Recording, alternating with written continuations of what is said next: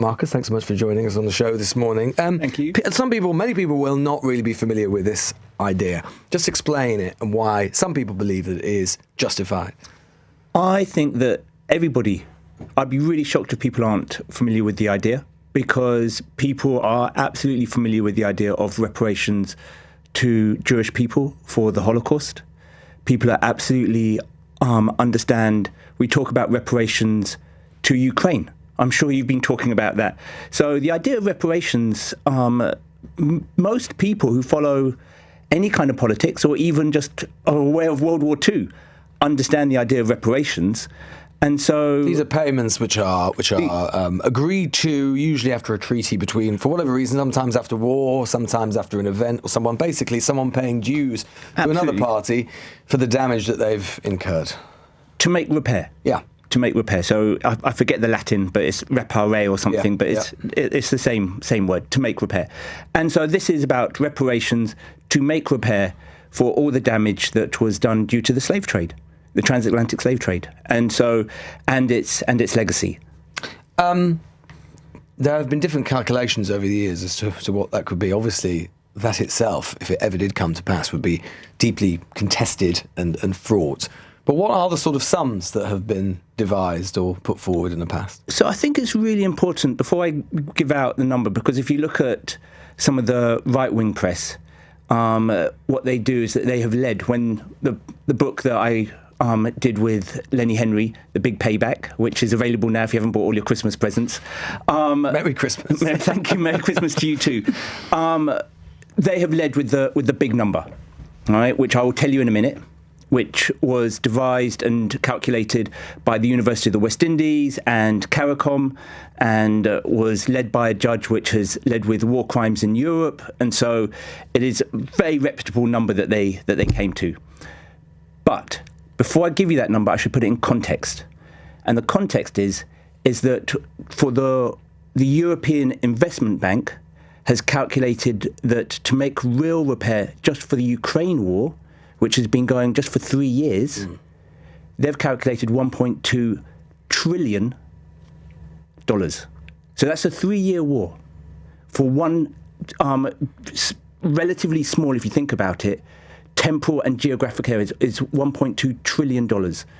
The calculation that we'll come to with regards to all the damage that was done over hundreds of years, at least 12.5 million Africans taken enslaved and taken across the Atlantic, all the damage that was done to the African countries, all the damage which continues with regards to racism, the number is 18.2 trillion. 18.2 trillion. 18.2 trillion. Now, the trouble is, if you just lead with that number without putting it in context with regards to what people think is the real cost of the Ukraine war, what people think is the real cost of how much... It's about 6 times the size of the British economy, if not more. When the slave trade was abolished, 40% of government spending was given in compensation to the slave owners. Indeed. And that's 40%. All right? And so government spending annual budget right now is 1.4 trillion. All right? And so if you do 40% of that and then think about it over 400 years, the 18 trillion is tiny. But Marcus, but what I need to focus on, because everybody, sorry to interrupt, everybody goes to, what's the number? Yeah. All right? Now, this is a very similar argument as to when people wanted to abolish the slave trade. Instead of arguing and actually debating the moral rights and wrongs, what they did when there's an argument about the abolition of the slave trade is that the people who supported the slave trade jumped straight to the number. They said, this is what it's going to cost the economy. And this is the same debate that we're having now. You jump straight to the number. I want to actually put a moral point to you, if you would allow me. No one can doubt the absolute, well-documented, appalling horror of the slave trade and the appalling crimes against humanity that were undertaken there by successive generations of British political leaders, not just Britain, of course. Of course, what cannot be doubted, and what is different to some of the examples you just cited, for example, with the Holocaust, or indeed today with Ukraine, is that no one who either committed those crimes or indeed was subject to those crimes are alive today. They have long been dead. And so people listening to this who themselves are potentially not wealthy, indeed poor, could be faced with the prospect of their taxes, their little amount of money that they do contribute to the British state, which they think that would be going to hospitals here, would be going to school here, and so on, instead being sent to countries where there are very wealthy people and money would be given to them for crimes they did not commit. What would you say is the moral argument for them to do that? Okay, well, there's so much to unpack there. So, first of all, the compensation for the slave traders when slavery was abolished, that compensation, because Britain took out a massive loan for that, was only completed in 2015. So that means you had the massive irony that the descendants of the slaves, myself, other black people, right, in our taxes, we were actually paying to compensate the very slave owners. But the danger with reparations is you'd be doing so again, but compensating countries which aren't your own, because you live here now. This is an argument that I think really devalues black people. How? And because when I do not hear this argument about, oh my God, poor Germans are paying, which they still do, pay compensation to Israel. Right, and there are rich, still within living memory. There are still people who are alive who are subject to Holocaust. But you're merging two arguments, right? One argument is, should nations, through their taxes, through other ways, pay compensation to other nations and other people that they have wronged, right? That's one argument. And it does mean, because of taxation, that of course there'll be countries where there are poor people, where some of their taxes will contribute, just as there are poor people in Germany. But there must be some statute of limitations, mustn't there? Because, I mean, for example, should we be paying compensation for the Crusades, which were 8 centuries ago, or the political entities which have long since ceased to exist? So this is about making repair, right? So if we believe that the consequences of the transatlantic slave trade are still ongoing, which if you talk to all of the African countries, if you talk to the AU, if you talk to CARICOM, which is representing all of the Caribbean countries, and if you speak to many of the Commonwealth countries in Asia, they believe, right, that there is ongoing harm due to the transatlantic slave trade. But they would have a reason to argue that. I mean, they do. Well, what's really interesting is their countries would benefit. But what's really interesting is that you say that, right?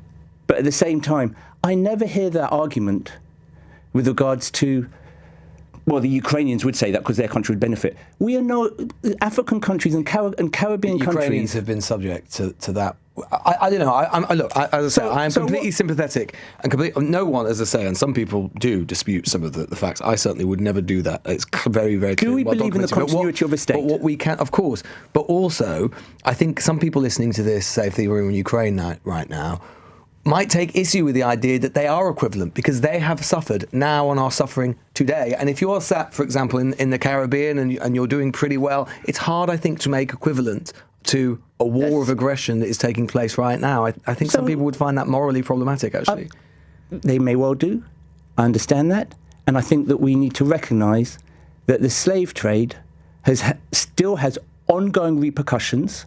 And what is interesting is they are more diffuse than, for example, the repercussions of Ukraine and what's happening in Ukraine and Russia. Potentially, if you, and not necessarily, if you think with regards to the Bretton Woods agreements, if you think about the Bretton Woods institutions, which were built when countries did not have independence, and so it was that and if you think about standard lending rights to Caribbean countries and to African countries, and if you think about the world economy, these are ongoing problems which is actually causing. I suppose just fine, Marcus.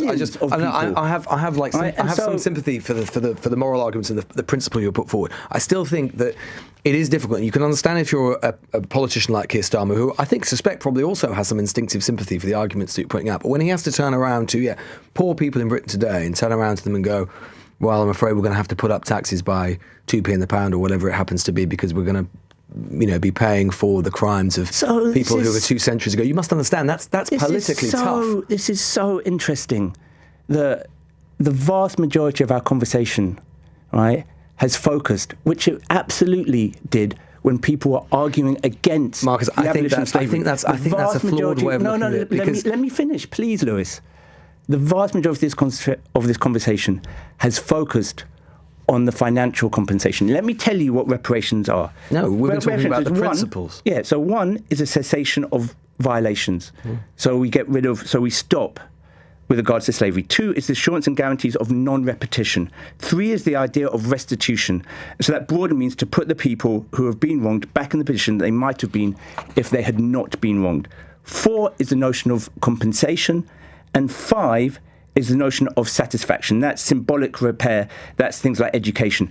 Right, of the 5 which are recognised by international law with regards to reparations, only one of them is about financial compensation. And yet this entire conversation, right, has predominantly been focusing on just the financial compensation. And there was the same argument that was used to derail the abolition of slavery. Well, that's partly because, Marcus, as you know, it's the Commonwealth leaders who want to put that issue of compensation on the table. That's the thing about which they're most interested. But anyway, that's not true, actually. If you that's not true. It is true in terms of the reporting that's been done at the moment with regards to Shogam. I absolutely believe it's true in terms of reporting. But if you look at CARICOM's 10-point plan for reparations, a full and formal apology for the transatlantic slave trade, an Indigenous Peoples Development Programme, funding for voluntary repatriation to Africa, the establishment of cultural institutions, the return of cultural heritage, the assistance in remedying the public health crisis, education programmes, the enhancement of historical and cultural knowledge and exchanges, psychological... No, but... I know, but Marcus, I'm afraid it's a conversation that we're going to have to continue another time because we're out of time. How much of their 10-point plan, right, is actually about financial compensation? Marcus. Very little. It's important, but it's not as important to make sure that 90% of this conversation is about financial reparation. It's exactly the same concentration that abolished when there were arguments against the abolition of the slave trade. Marcus Ryder there, who is author, as he said, potential Christmas present still available there. So co-author of the Big Payback, the case for reparations for slavery and how they would work with Sir Lenny Henry.